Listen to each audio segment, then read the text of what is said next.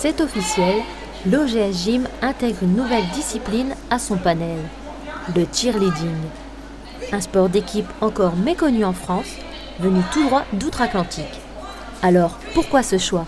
Parce qu'il faut qu'un club avance, il faut qu'un club il soit, dans l'air du temps. Et le cheerleading, ça permet d'être dans l'air du temps et puis de favoriser une rencontre de plusieurs gymnases, de faire du spectacle, de faire des portées, de l'acrobatie. C'est vraiment quelque chose d'impressionnant et de bien normé et de cardio. Voilà. Ici, les athlètes sont notamment coachés par Damien Macrez, entraîneur bénévole au sein de l'OGS Gym.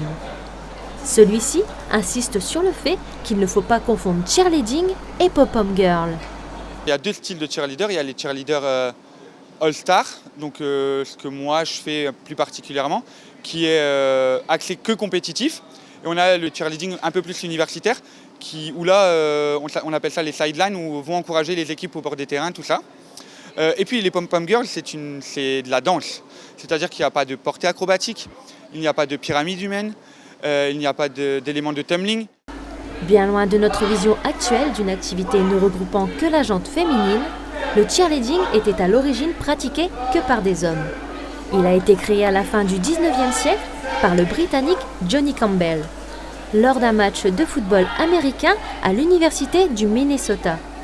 Il faudra attendre les années 1920 pour que les femmes se mettent à la pratique. Le cheerleading est un sport difficile qui demande beaucoup de soi. 3 à 6 heures d'entraînement minimum par semaine sont nécessaires.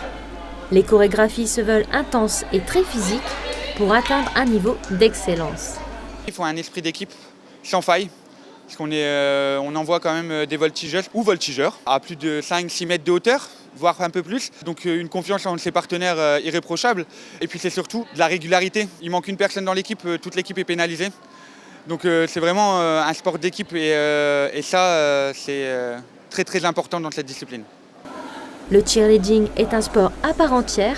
Il a d'ailleurs été reconnu comme discipline olympique en 2021. L'engouement pour ce petit bout de rêve américain qui ne cesse de grandir fait qu'aujourd'hui, l'OGS Gym compte déjà une quarantaine d'inscrits pour sa première édition.